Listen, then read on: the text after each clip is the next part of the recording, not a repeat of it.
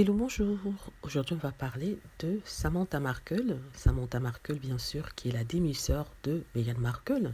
On a parlé d'elle il y a quelques semaines à propos de ses problèmes personnels avec son mari. Et cette fois-ci, on va encore parler d'elle parce qu'elle va sortir son tome, enfin un livre sur Meghan Markle. C'est ce qu'elle dit.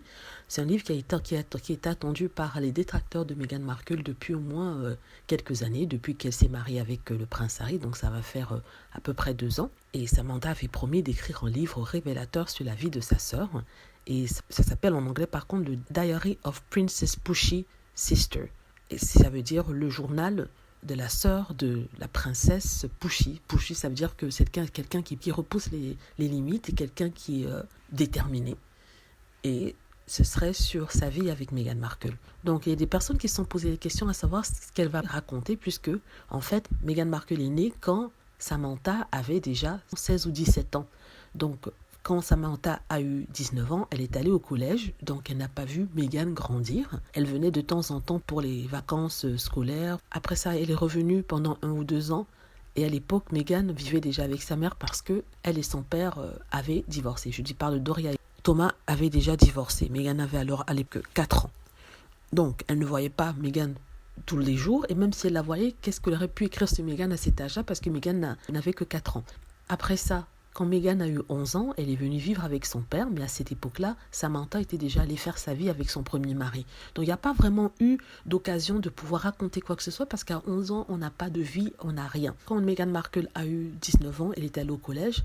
Donc à partir du moment où elle est allée au collège, il n'y a plus eu d'interaction. Elle est allée en Argentine pour ensuite revenir à Hollywood, où elle a vécu sans qu'elle ne voie Samantha. Donc on se demande exactement ce que va raconter Samantha. Moi je pense peut-être qu'elle va essayer de raconter l'histoire de son père avec Doria Ragland. Peut-être qu'elle va essayer de mettre l'accent dessus. Elle va parler de sa vie.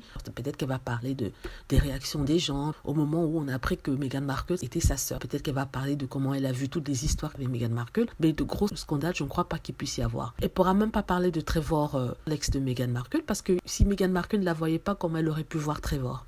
Donc il y a quand même des questions à ce niveau-là. On dit que Meghan aurait pleuré quand elle a appris que Samantha est en train d'écrire un livre sur elle. Et je crois que c'est ce que avait aussi dit Omid Scobie dans son livre, que Meghan avait pleuré parce que tout le monde essayait d'utiliser même sa propre sœur. Les tabloïds poussent encore plus loin en disant que Meghan a peur et que voilà, elle est inquiète de ce qui va être écrit. Pourtant, Meghan a dit qu'elle connaît à peine sa sœur et que, à part quelques moments où ils se rencontraient lors des fêtes familiales, et ne se connaissent pas, ce qui est tout à fait possible. Il y a des personnes de ma famille que je ne connais pas, mais que je rencontrais et avec lesquelles j'ai pris des photos lors de visites familiales. Pourtant, on ne s'est pas parlé, on s'est dit bonjour, bonsoir, et on sait qu'on est cousins, mais on n'a pas vraiment de vie ensemble. De toute façon, on verra ce qui sera.